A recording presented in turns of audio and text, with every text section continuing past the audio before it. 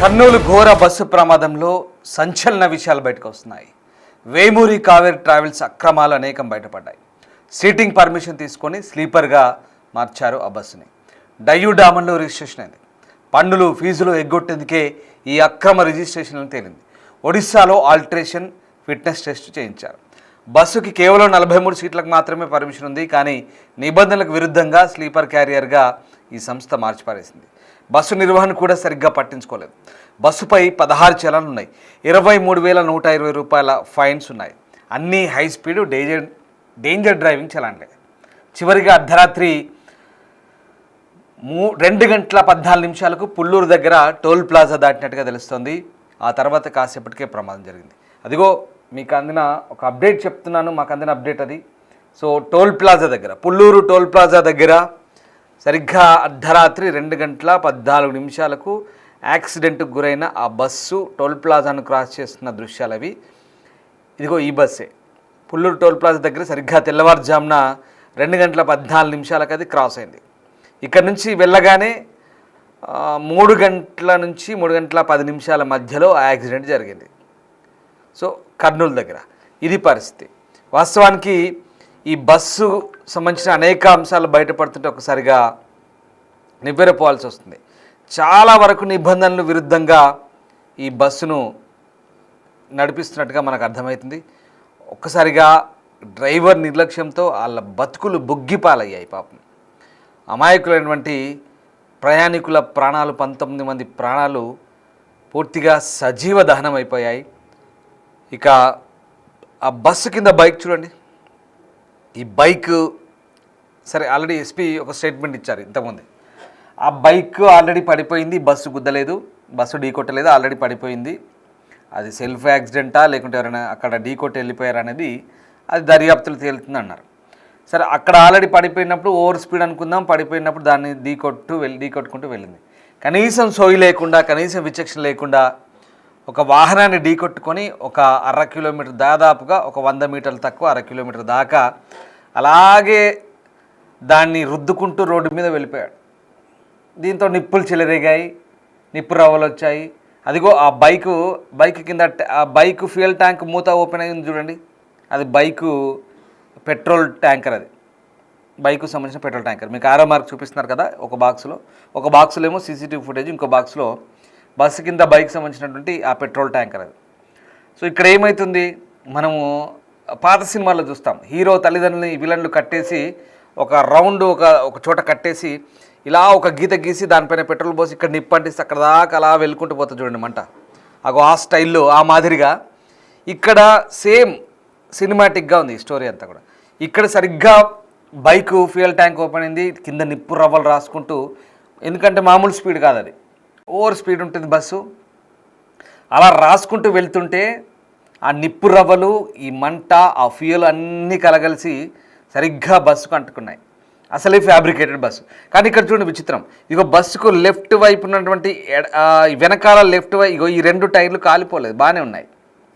ఇటు సైడ్ అంతా బాగానే ఉంది. లాస్ట్లో అంటే ఇంకా అక్కడ దాకా మంటలు వచ్చేదాకా ఆర్పేస్తారు అనుకోండి, అది వేరే విషయం.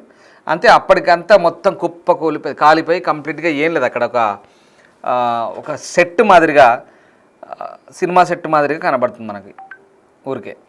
సో అది బస్సు అప్పటికే మొత్తం అగ్గి బూడిద అయిపోయింది. వాళ్ళ బతుకులు కూడా బుగ్గిపాలైపోయాయి, 19 మంది బతుకులు. ఇది దారుణం. సో ఇక్కడ ఇది జరిగింది ఏంటంటే నిప్పు రవ్వలు రావడము, అలా అలా మంటలు ఫ్యూయల్ అంటుకోవడం, బస్ అంతా ఆ ఫ్యాబ్రికేటెడ్ బస్ అంతా కూడా కంప్లీట్గా తగలబడిపోయి. ఇంకొక దురదృష్టం ఏంటంటే అప్పటికే ఆ హైడ్రాలిక్ కేబుల్స్ అన్నీ కూడా పాడైపోయినాయి, కాలిపోయినాయి. అప్పటికి వీడు డ్రైవర్ ఆ డోర్ ఓపెన్ చేద్దాం అనుకున్న లోపు అవి కూడా తెరుచుకోలేదు. సో వాడి క్యాబిన్లో మాత్రం వాడు సేఫ్గా తెరుచుకున్నాడు. వాడి సహాయకుడు ఇద్దరు బయటపడ్డారు. లేదా మిగతా 43 మందిలో ఎవరెవరైతే కొంత యంగ్స్టర్లు ఉన్నారో వాళ్ళంతా కూడా డోర్లు బద్దలు కొట్టుకొని బయటపడగలిగారు. మిగతా వాళ్ళంతా బలి పశువులు అయ్యారు. చాలా దారుణం, సజీవ దహనం. ఇదంతా కూడా డ్రైవర్ నిర్లక్ష్యం.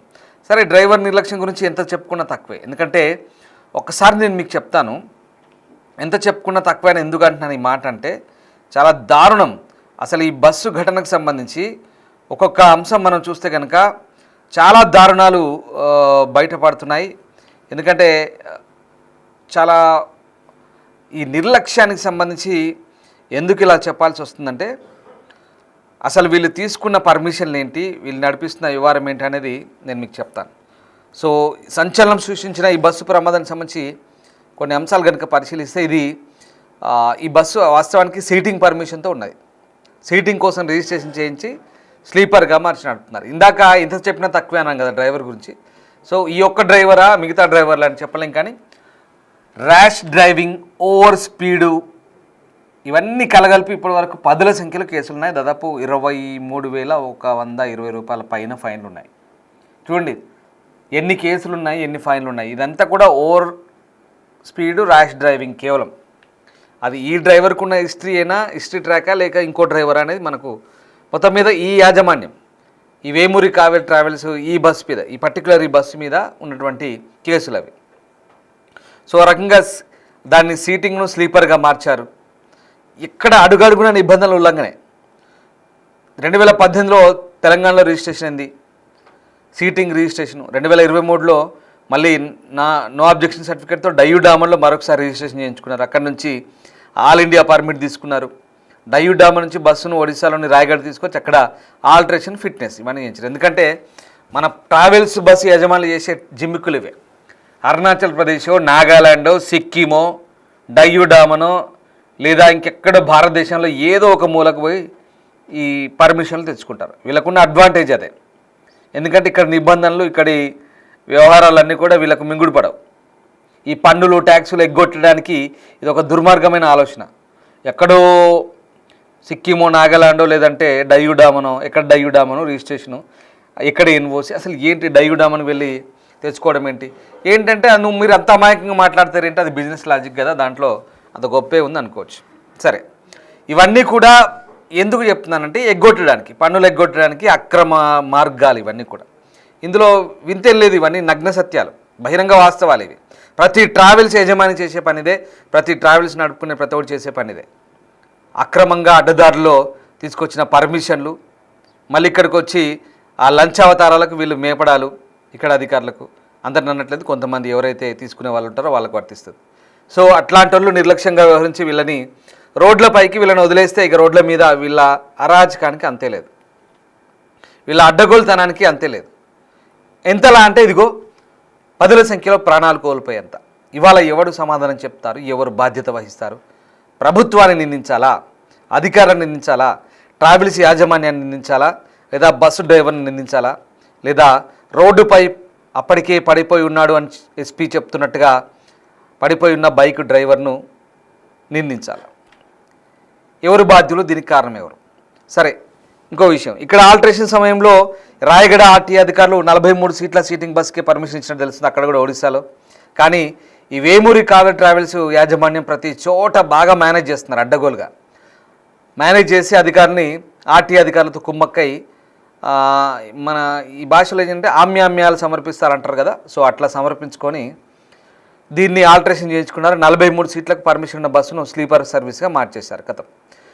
సో ఇట్లా ఫిట్నెస్ వ్యాలిడిటీ 2025 మార్చి 31 వరకు మాత్రమే ఉందని తెలుస్తుంది. సో ఇన్సూరెన్సు, పొల్యూషన్ వ్యాలిడిటీ గడువు ఇవన్నీ కూడా పోయిన సంవత్సరమే అయిపోయినాయట. ఫిట్నెస్ మాత్రం బ్రహ్మాండంగా ఉందని సర్టిఫికేట్ తీసుకున్నాడు. సో అంతేకాదు, ప్రమాదానికి గురైన బస్సు తెలంగాణలో 16 చలాన్లు ఉన్నాయి. ఇందాక చెప్పాను కదా, 2024 జనవరి 27 నుంచి 25 అక్టోబర్ 9 వరకు 16 సార్లు ట్రాఫిక్ నిబంధనలు ఉల్లంఘించింది. 9 సార్లు నో ఎంట్రీ జోన్లోకి వచ్చింది. మిగతావన్నీ కూడా హై స్పీడ్, డేంజరస్ డ్రైవింగ్ చలాన్లు. మొత్తం 23,120 రూపాయల పెండింగ్ చలాన్లు ఉన్నాయి. సరే, దీంట్లో ఇందాక నేను చెప్పిన గణాంకాలు ఇవన్నీ కూడా దీంట్లో ఎన్ని చెప్పుకుంటూ పోయినా, ఎంత చెప్పుకుంటూ పోయినా మనం ఇంకా దీనికి మించి ఎన్ని చెప్పుకుంటూ పోయినా, ఎంత వివరించుకుంటూ పోయినా దీనికి అది పూడ్చరాని లోటే. ఈ గణాంకాలు, ఈ లెక్కలు మనం ఆవేశపడుతూ వీళ్ళిలా వాళ్ళలా ఇవన్నీ చెప్పుకుంటూ పోతే ఈ వ్యవస్థ అలా ఉంది. వ్యవస్థలో మార్పు రావాలంటే ఫస్ట్ ప్రజల్లో మార్పు రావాలి. ప్రజల్లో మార్పు వస్తే వ్యవస్థలో మార్పు వస్తుంది. ఈ ఒక్క యాక్సిడెంట్తోనే నేను చెప్పట్లేదు, ఓవరాల్గా వ్యవస్థలో మార్పు రావాలంటే ప్రజలు, అది ఒక్కటేనే కాదు, రవాణా అనే కాదు, ప్రతి విభాగంలో ఇదే పరిస్థితి. ఇంకా మనం ఎలాగో తప్పని పరిస్థితిలో వెళ్తాం. సో మార్పు ఎలా రావాలనేది కూడా మీరు అడుగుతారేమో. మనం వెళ్తాం, మన అవసరం వెళ్తాం. సో అది జరిగిపోతుంది అంతే, అలాగే నడుచుకుంటూ పోతాయి. వాళ్ళు ఇలా అధికారులకు లంచాలు ఇచ్చి ఏదో రకంగా మేనేజ్ చేసుకుంటూ నిబంధనలకు విరుద్ధంగా వాళ్ళు చేస్తుంటారు. మన అవసరాలకు మనం ఎక్కిపోతుంటాం. మనం ఇక్కడ సేఫ్టీ మెజర్మెంట్స్ ప్రికాషన్స్ ఏవి మనకు అవసరం తీరాలి, ఇప్పుడు వెళ్ళాలి ఇమీడియట్గా, బస్సు ఏది రెడీ ఉంది ఇది రెడీ ఉంది వెళ్ళిపోవాలి కదా. సో అది అందులో మరి అంత లోతుగా ఆలోచించిపోతామా? ప్రతి బస్సుకు ప్రతి సీటు ప్రతి వ్యవహారం ప్రతి టైమింగ్ అన్నీ చూసుకుంటూ పోతామంటే పోయేవాళ్ళు పోతారు. పోయినా ఇగో టైం బాగా లేకపోతే ఇక్కడ అంతా బాగానే ఉంది. మరి తప్పు జరిగితే దొరికితే దొంగ, దొరకకపోతే దొర. తప్పు జరిగింది కాబట్టి ఇన్ని రకాలుగా పాయింట్అవుట్ చేస్తున్నాం మనం కూడా. అఫ్కోర్స్ ఇన్ని రకాలుగా పాయింట్అవుట్ చేస్తున్నాం తప్పు జరిగింది కాబట్టి. తప్పు జరగకపోతే ఈ పాటికి వాళ్ళు బెంగళూరులో ఉండేవాళ్ళు పొద్దున్న లేచి బస్సు దిగి ఎవరి ఇంటికి వాళ్ళు పోయేటారు. అది జరిగిన పరిస్థితి. సో ఇది ఇక్కడ ఇంత అన్ని బాగానే ఉన్నాయి కదా, మరి ఏమైందండి దీనికి అంత బాగానే ఉన్నాయి. సరే ఏదో వాడు ఏదో దొంగతనమో ఇంకేదో ఏదో చేసుకున్నాడు, పర్మిషన్ తీసుకున్నాడు, బాగా నడిపిస్తున్నాడు కదా అంటే డ్రైవర్ నిర్లక్ష్యం. ఇక్కడ ఏం జరుగుతుంది? ఎన్ని రకాలుగా నిబంధనల విరుద్ధంగా వీడు ఉంటాడు యాజమాన్యం, ఇంకా వీడు తీసుకునే డ్రైవర్లు కూడా అట్లే ఉంటారు. కనీసం మార్గదర్శకాలు ఉండవు వీళ్ళకి. కొంతమంది అయితే పచ్చి తాగుబోతులను రిక్రూట్ చేసుకుంటారు. వాడు బస్ ఎక్కే ముందే 90 ml వేస్తాడు లేదా ఇంకెంతో తాగుతాడు. పర్టికులర్గా నేను మెజర్మెంట్ చేసి ఏం చూసి చెప్పట్లేదు, బట్ వాట్ ఎవర్, ఇది ఒక సామెత. వేస్తాడు ఎంతో కొంత, అందరూ వేస్తారని కాదు, మళ్ళీ నేను అందరి గురించి తప్పుగా మాట్లాడలేదు. ఖచ్చితంగా కొంతమంది తాగుతున్నారు కూడా, కొంతమంది ఇంకా మత్తెక్కించే కిక్కెక్కించే గుట్కాలు నిద్ర రావద్దు సార్ మాకు నిద్ర రావద్దు సార్ మేము బస్సు నడపాలంటారు. సరే ఇవా పాటించాల్సిన ప్రమాణాలు, బస్సు డ్రైవర్లకు పాటించాల్సిన ప్రమాణాలు ఏంటి? అసలు ఆర్టీఏ అధికారులు నిర్దేశిస్తున్న ప్రమాణాలు ఏంటి? వీళ్ళు సూచిస్తున్న గైడ్ లైన్స్ ఏంటి? యాజమాన్యాలకు ఏం చెప్తున్నారు? ఎలాంటి డ్రైవర్లను రిక్రూట్ చేసుకోవాలి? ప్రాణాలు 43 మంది ప్రాణాలు తీసుకెళ్తున్న ఆ డ్రైవరు, ఆ సహాయకుడు, కో డ్రైవర్ కావచ్చు ఎవరైనా సరే, ఎంత జాగ్రత్తగా ఉండాలి, ఎంత అప్రమత్తంగా ఉండాలి. వాడిని నమ్మి వాడితో వెళ్తున్నారు. వీళ్ళ ప్రాణాలన్నీ కూడా చేరుకునేదాకా వాడి చేతిలోనే ఉంటాయి. లిటరల్లీ ఎలా ఉండాలి, ఎంత జాగ్రత్తగా వ్యవహరించాలి, వాడి బిహేవియర్ సెన్స్ కూడా, డ్రైవింగ్ స్కిల్సే కాదండి బిహేవియర్ స్కిల్స్ కూడా ఉండాలి వాడి దగ్గర. కనీసం కొన్ని విలువలు ఉండాలి. బస్సుకి మంటలు వస్తుంటే పొగలు వస్తుంటే కూడా ఇంకో డ్రైవర్ చెప్తుంటే కూడా ఎంత నిర్లక్ష్యంగా ఎంత ఏమరపాటుగా పోతున్నాడంటే వాడి నిర్లక్ష్య ధోరణి ఎక్కడి దారితీసింది? ఎంత భారీ మూల్యం చెల్లించుకోవాల్సి వచ్చింది ఇవాళ. ఇది పరిస్థితి. సో వాడు కొంచెం మంచోడై నెమ్మదస్తుడైతే ఆగి ఏం జరిగిందో చూసి అరే మంటలు వస్తున్నాయి బాబు దిగండి సార్ అని చెప్పేసి అందరిని దింపి ఏదో అలర్ట్ చేసేవాడు అయిపోయేది. సరే బస్సు నిలువున కాలిపోయినా ఎవడు పట్టించుకుంటాడు కాదు. కానీ బస్సుతో పాటు వాళ్ళ బతుకులు కూడా బుగ్గిపాలయ్యాయి. ఇప్పుడు దీనికి ఎవడు బాధ్యుడు?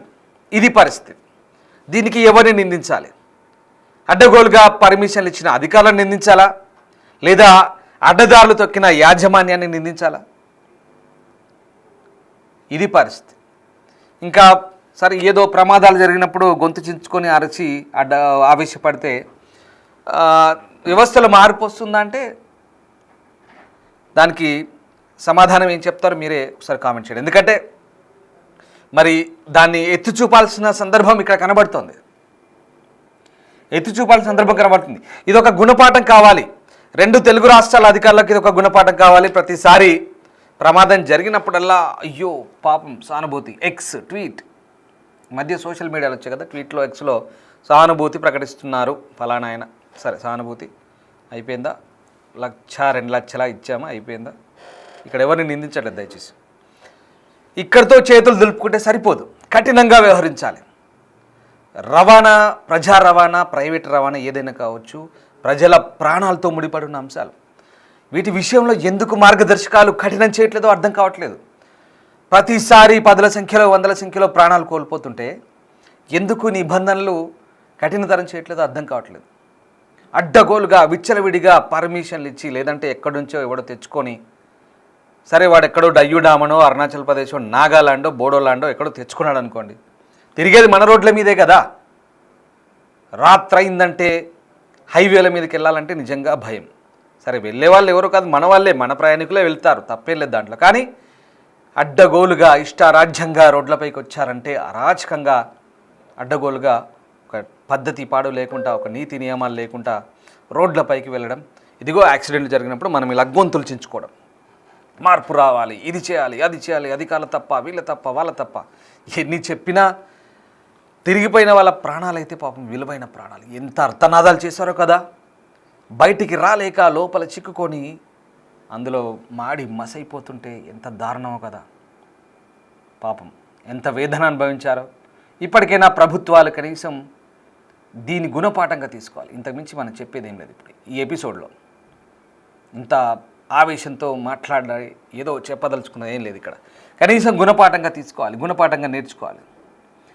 ప్రమాదాలు జరగకుండా అరికట్టే ప్రయత్నాలు కనీసమైనా చేయండి దయచేసి. ఏ ప్రభుత్వం అయినా సరే, 2 తెలుగు రాష్ట్ర ప్రభుత్వాలు, ఇంకెక్కడైనా సరే ఎవరికైనా వర్తిస్తుంది.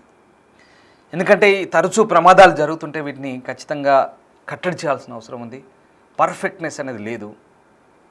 అది ఎందుకు అట్లా జరుగుతుందో దాన్ని లోతుగా వెళ్ళి, ఆ లోతుల్లోకి వెళ్ళి, అధికార యంత్రాంగం పెద్ద పెద్దగా ఉన్నారు, చాలామంది పెద్ద పెద్ద అధికారులు ఉన్నారు, మంచి మంచి క్యాడర్లో ఉన్నారు. వాళ్ళంతా కూడా ఎందుకు ప్రమాదాలు జరిగితే అక్కడ వెళ్ళి సానుభూతులు తెలిపి అక్కడ పోయి పర్యటనలకు లేదా ఇంకేదో దేనికో పరిమితం కాకూడదు. అక్కడికి వెళ్ళి అప్పటికప్పుడు పరామర్శలకు పరిమితం కాకూడదు, లేదా ఇంకా దేనికో అంతవరకే కాదు. అప్పటికప్పుడు ఏదో అధికారులపై ఒత్తిడి పెంచి, తాత్కాలిక ఒత్తిడి పెంచి ఆ నెల మందము, ఆ సంవత్సరానికో లేదా ఆ ఏడాదికో 6 నెలలకో అంత మట్టుకే పేపర్లలో ప్రకటనలు ఇచ్చి లేదా మీడియా ముందుకు వచ్చి మేము ఇది చేస్తున్నాం, అది చేస్తున్నాం, నివేదికలు, కమిషన్లు, ఎంక్వైరీలు, రిపోర్ట్లు వస్తున్నాయి, అది చేస్తున్నాం. ఇది కాదు. శాశ్వత పరిష్కారం కావాలి. ప్రయాణికుల ప్రాణాలు గాల్లో కలవకుండా కఠినమైన భద్రతా చర్యలు తీసుకునేలా యాజమాన్యాలకు, డ్రైవర్లకు అందరికీ సూచనలు చేయాల్సిన అవసరం కనిపిస్తోంది.